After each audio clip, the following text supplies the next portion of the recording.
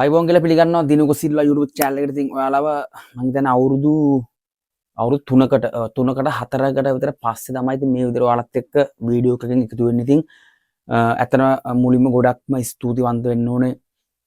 මට කමෙන්ට්ස් කරලා තිබ්බ ගොඩක් කට්ටිය ගොඩක් ප්‍රශ්න අහලා තිබ්බ. ප්‍රශ්න වලට වඩාත් වැදගත් දේ තමයි ගොඩක් කට්ටිය අහලා තිබුණා මම ගැන. අයියෝ ඔයා කොහෙද? අයියෝ ඔයාට මොකද වුනේ? ඇයි මේ වීඩියෝ එක අප්ලෝඩ් කරන්නේ නැත්තේ? අයියෝ සනීපෙන්ද? ඔයාට මොකද ප්‍රශ්නයක්ද?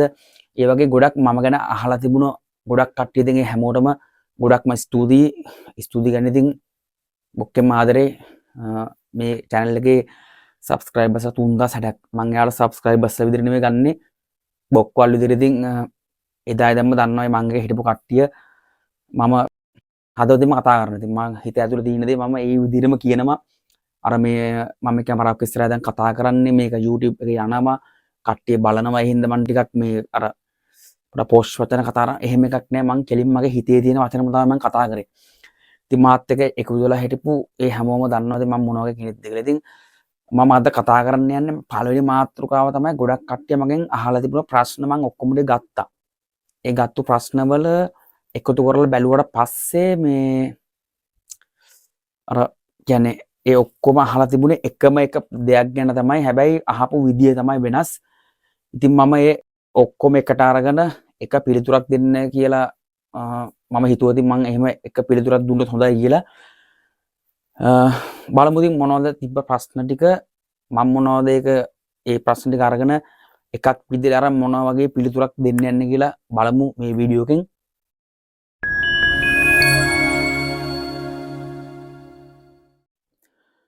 ඉතින් ගොඩක් කට්ටිය අහලා තිබුණා මගෙන් අයියේ කොහොමද අපි කොරියාවට එන්න අපි මොකද්ද මුලින්ම කරන්න ඕනේ කියලා. ඒ කියන්නේ කොරියාවට එන්නේ කොහොමද? ඒ වගේ ප්‍රශ්න අහලා තිබුණා. කොරියාවට එලා මොනවද අයියේ කරන්න තියෙන්නේ කියලාත් අහලා තිබුණා. ඒ කොරියාව පඩිය කොච්චරද කියලාත් අහලා තිබුණා. ඊට පස්සේ අයියේ කොරියන් එන්න අපි ඒ කියන්නේ මම එකපාරක් දැම්ම වීඩියෝ එකක් අර ඔයා ගංජා පාවිච්චි කරනවා නම් කොරියාවට එන්න හිතන්නත් එපා කියලා. ඉතින් ඒ සම්බන්ධව ප්‍රශ්න අහලා තිබුණා. ඔය ඔක්කොම එකතු කරලා බලුවට පස්සේ එකම එක ප්‍රශ්නයක් තමයි ආවේ. කොරියාවට එන්න මොකද්ද මුලින්ම කරන්න ඕන කියලා. ඉතින් ඔයාලට එක එක ඒවා හිතෙන්නේ නැත්නම් එක එක දේවල් සමහරව කියලාත් ඇති. කොරියාවට එන්න මම එක්සෑම් ලියන්න ඕනේ. කොරියාවට එන්න නම් මේ භාෂාව ඉගෙන ගන්න ඕනේ වගේ ලෝක ප්‍රශ්න කියලා ඇති. හැබැයි ඒවත් ඕනේ තමයි. ඒ ඔක්කොම ටික පස්සේ කරන දේවල්. මුලින් එකම එක දෙයක් කරන්න ඕනේ.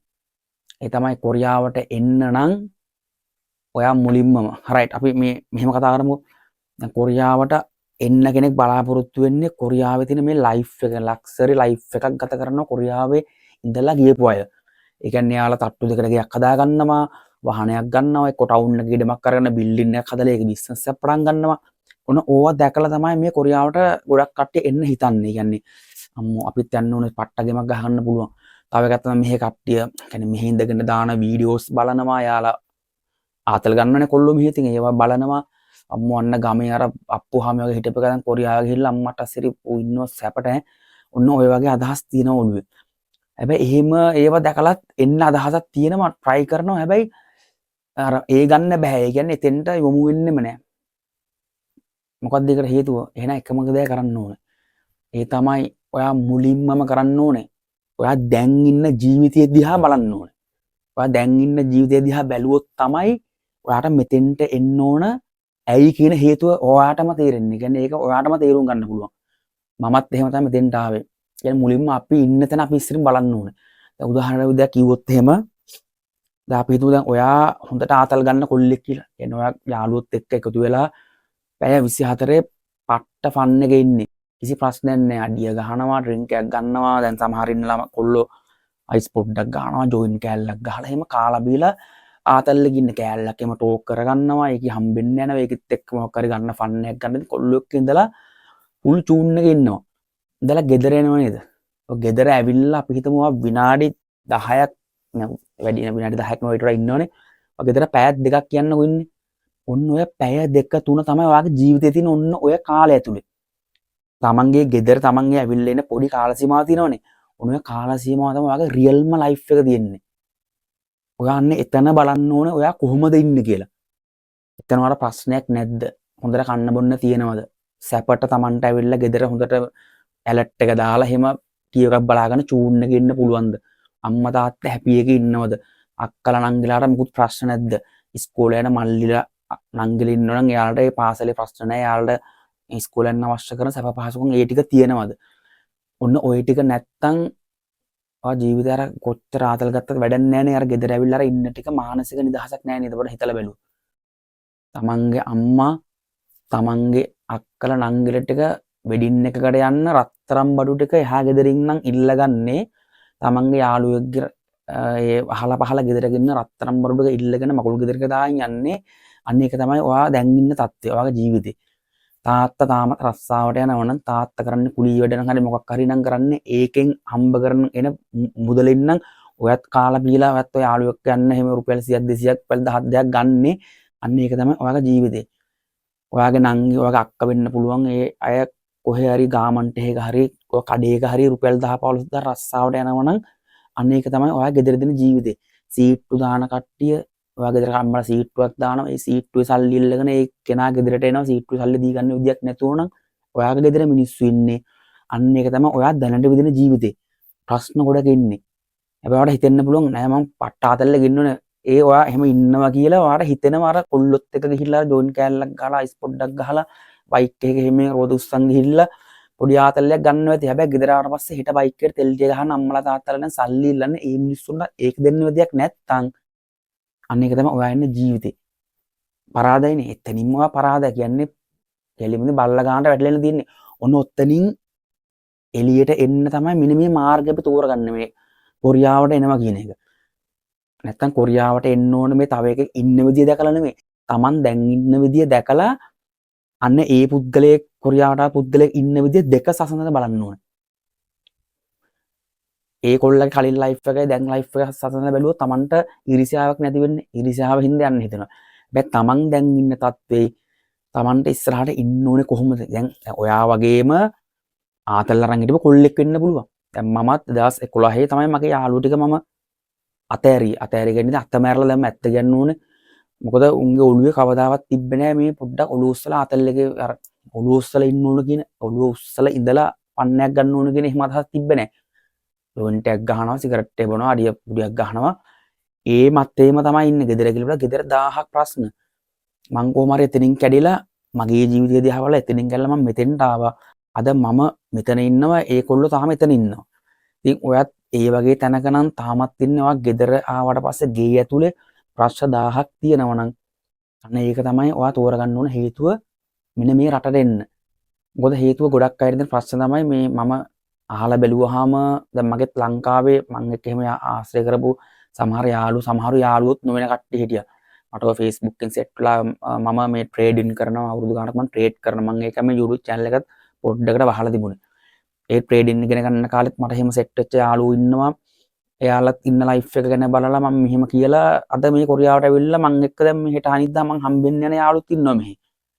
ඉතින් එතකොට Tamanට අදහසක් එන්න ඕනේ. Taman දැන් ඉන්න තැන බැලුවට පස්සේ මොන ආතල්ලේ ගත්තත් වැඩක් නැහැ. ගෙදර ඇවිල්ලා ඉන්න ටික වෙලාවේ Tamanගේ ඔළුවට මහා බරක් නම් Tamanට සැප මාත්‍රයක්වත් ඒ ගෙදර නැත්තම් වැඩක් නැහැටි අන්න එතන තමයි Taman පරාදලා ඉන්නේ. අන්න එතන දැක්කොත් තමයි Tamanට මෙතෙන් දෙන්න පුළුවන්කම ලැබෙන්නේ.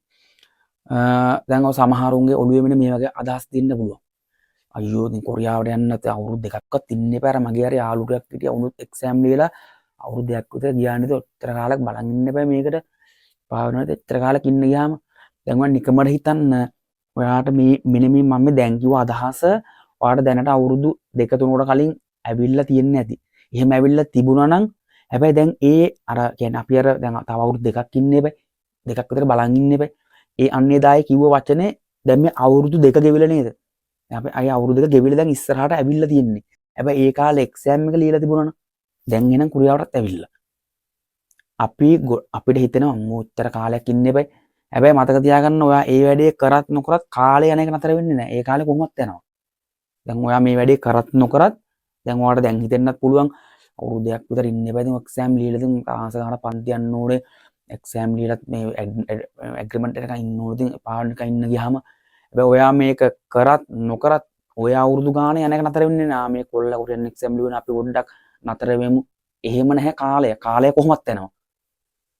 මේ 2025 27 වෙනවා කොහොමත් ඒක නතර වෙන්නේ නැහැ. ඒ නිකන් යන කාලයේ කෝකත් එකයි කියලා අපි එක්සෑම් එකක් ලියලා තියාගත්තාම ඉවරයිනේ. කාලය කොහොමත් නිකන් යනවා. ඒ අතර අපි ලියපු එක්සෑම් එකේ ප්‍රතිඵලයක් පාස් වෙලා තියෙනවා. අපි වෙබ් එකේ ඉන්නවා.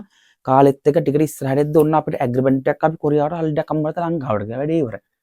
ඉතින් ඒ නිසා සමහර යාළුවෝ කියන්න පුළුවන් පෝබන් කොරියාව නම් අප්පිරිය හොඳයි. මාර කට්ටක් කන්න බං මෙහෙට නම් එන්න හිතන්න එපා. පුදුම දුකක් මෙහෙම දින්නේ. හැබැයි එහෙම කියන එක ලංකාවට එන්නේ නැහැ මේක දාලා. ඔතනට එහෙම පොඩ්ඩක් හිතෙන්නේ නැද්ද සමහර එහෙම යාළුවෝ එහෙම කියලා නැද්ද මේ අම්මෝ බං අපිත් ආව තමයි බං පුදුම කට්ටක් කන්න බං ගන්න වැඩ නිදහසක් නැහැ නිවාඩුවක් නැහැ පුදුම දුකක් මෙහෙම දින්නේ. එහෙම කියන එක ලංකාවට එන්නෙත් නැහැ නේද? දැන් ඌ මේ අල්ලන් ඉන්නද කවුරුත් මේ ගැට ගහගෙන ඔබ යන්න එපා කියලා. එහෙම එකක් නෑ ඕනලා යන්න පුළුවන් නේ.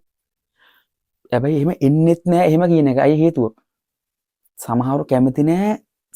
දැන් උදාහරණයක් වුණා තමන්ගේ මේ ලෙවල් එකේ ඉන්න කට්ටිය තමන් පොඩ්ඩක් උඩට ගියාම අරුව තෙන්නට පොට්ටක්ක කැමති නෑ. චුට්ටක්ක කැමති නෑ. එහෙම ඉන්න මටත් එදියා එහෙම.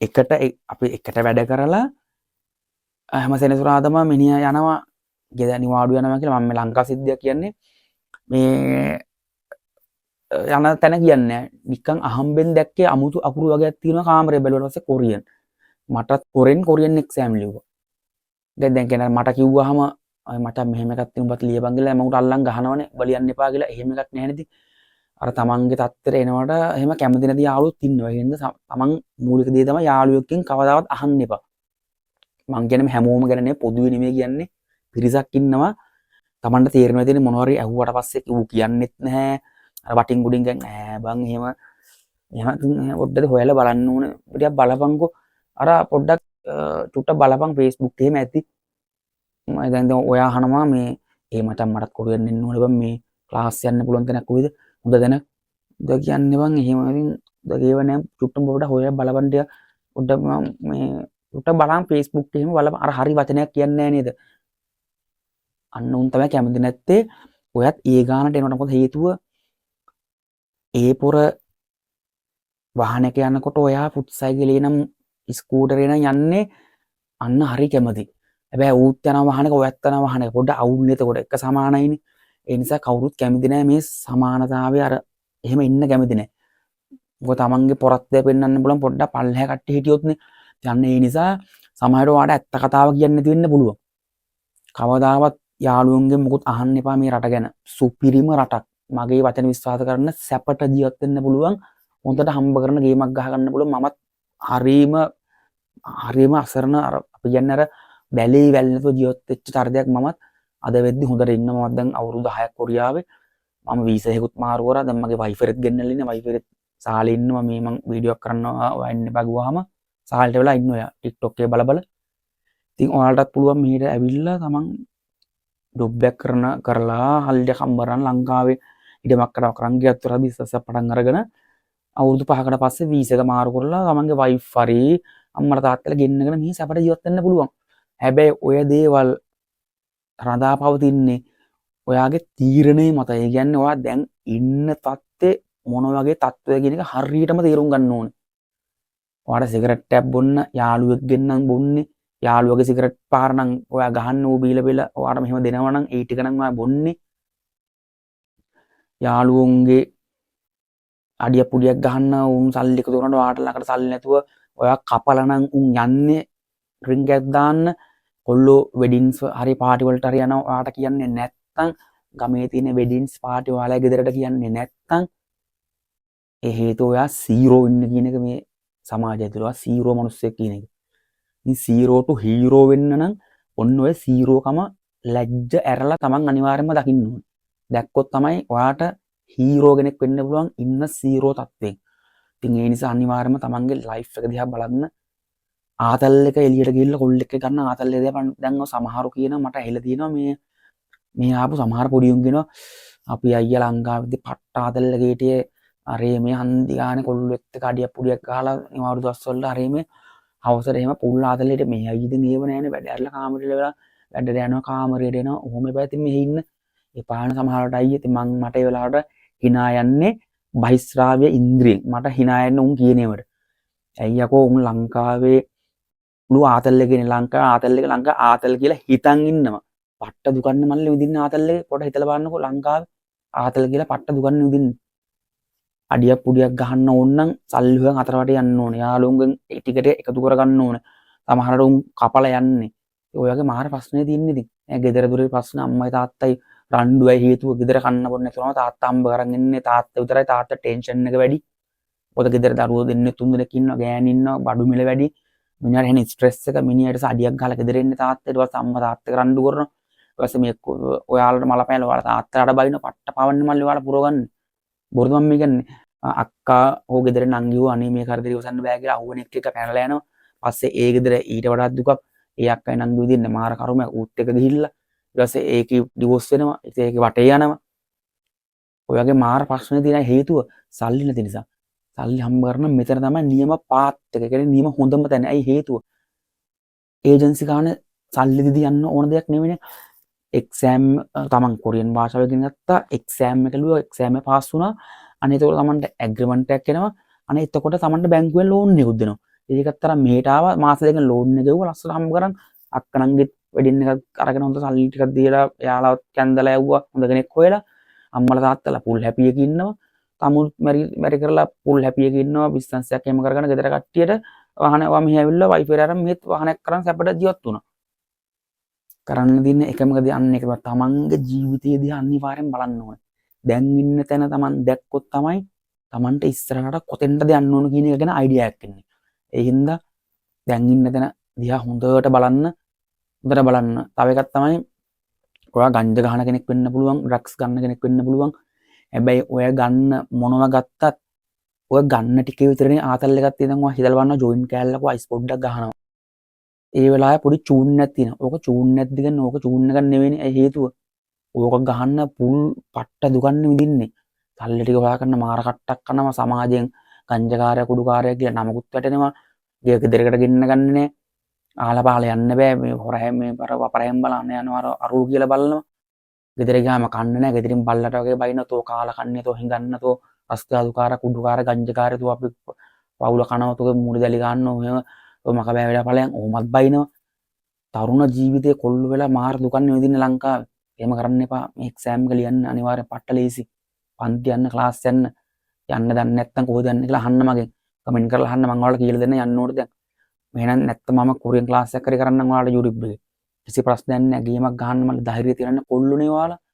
සුපිරි කොල්ලුනේ ඕන දෙයක් කරන්න පුළුවන්. ගෙදරින් පට්ට බල්ලොන්ටක බැනුම් අහගෙන ඉන්න පුළුවන්. ඉවසන්න පුළුවන් කමක් තියෙනවා නම් ධෛර්යයක් තියෙනවා නම් මේ ගේම ගහන්න බැරි වුණක් නෑනේ කොල්ලෝ ඔයාලට. සුපිරිට ගහන්න පුළුවන් මේ ගේම් ගහලා අනිවාර්යෙන් එන්න කොරියාවට. කොරියාවදී හම්බෙමු. ඒ වගේම ඉස්සරහට ඕන දෙයක් අහන්න මම ඕන ප්‍රශ්නයක් අහන්න මම උත්තර දෙන්නම්. ගොඩක් ප්‍රශ්න තියෙනවා මගෙන් අහලා නැත්නම් මං පට්ට ආදරේ කොල්ලෝ ටිකට මොකද මාත් එක්ක හිටුව මං ගැන අහලා තිබුණා අයියේ මොකද කරන්නේ හොඳින් ඉන්න පරිස්සම් වෙන්නද අයියෝ වීඩියෝ එකක් දාන්න ඒතකොට මොකද ප්‍රශ්නද කතරක්ද ගොඩක් දේවල් අහලා තිබුණා මගෙන්. ගොඩක් thank you හැමෝටම බොක්කෙන් මාදර ඕන දෙයක් තියෙනවා මම අහන්න මම ඕන දෙයක් කියලා දෙනවා. කිසි ප්‍රශ්නයක් නැහැ. ඕන දෙයක් අහන්න මම ඕන දෙයක් කියලා දෙන්නම්. මූලික දේ තමයි තමන්ගේ ජීවිතය ඇතුළට ඇවිල්ලා බලන්න තමන් ගෙවන ලයිෆ් එක මොකද්ද කියලා දවස් දෙකක් කොල්ලෝ එක්ක යන ගමන අතර කරලා ගෙදර ඉඳන් බලන්න ගේ ඇතුළ දිහා. මොකද හේතුව ඔයා කොල්ලොත් එක්ක ආතල්ලයක් කරන් ගෙදරට එනකොට ගෙදර කැම ටික තියෙන ඔය ඇටි එකක් නිදා ගන්න හිටුදී ආය යනවා. ගෙදර දෙන ප්‍රශ්න ටික පේන්නේ. ඇයි කොල්ලොත් එක්ක ආතල්ලයක් ගන්න ඕනේ. ඒ ආතල්ලේ තමයි ඔළුවේ තියෙන්නේ. ගෙදර ප්‍රශ්න ටික බලන්න නම් ගෙදර ඉන්න දවස් දෙක තුනක්. අර ආතල්ලේ නතර කරලා කොල්ලෝ එක්ක ගන්න ෆන් එක නතර කරලා දවස් දෙක තුනක් ගෙදර ඉඳන් බලන්න. ගෙදර හිටියාම ඔයාලට තේරෙයි ගෙදර තියෙන ප්‍රශ්න ටික. අන්නේ ප්‍රශ්න ටික තමයි ඔයාලගේ සැබෑ ජීවිතේ. එතනින් ගොඩ එන්න මල්ලි ඔයාලා මෙතෙන්ට එන්න වෙනවා. මෙතෙන්ට එන්න නම් ඒ ටික අනිවාර්යෙන් බලන්න වෙනවා. රයිට් එහෙනම් ඊළඟ වීඩියෝ කියන ඊළඟ දවසේ හරි කවදා හරි හම්බෙමු. ඔයාලා මගෙන් ප්‍රශ්න අහලා තිබ්බොත් ඒ ප්‍රශ්න ගොඩක් අහලා දිනවා. ඒවට වැදගත්ම කියලා හිතන ප්‍රශ්න ටිකක් තෝරන් උත්තර දෙන්නම් ඉතින්. එහෙනම් හම්බෙමු. නැවතත් වීඩියෝ එකකින් ඔයාලට ප්‍රාර්ථනා කරනවා සියලු දෙනාටම ඉක්මනටම කොරියාවට එන්න ඕන කියලා ඉක්මනට මොලේ පෑදෙන්න ඕන කියලා ඉක්මනට මේ ගේම් එක ඔයාලට ගහන්න ශක්තිය ලැබෙන්න කියලා ප්‍රාර්ථනා කරන හැමෝටම එහෙනම් සුබ දවසක් බුදු සරණයි තෙරුවන් සරණයි සියලු දෙනාටම ජය වේවා.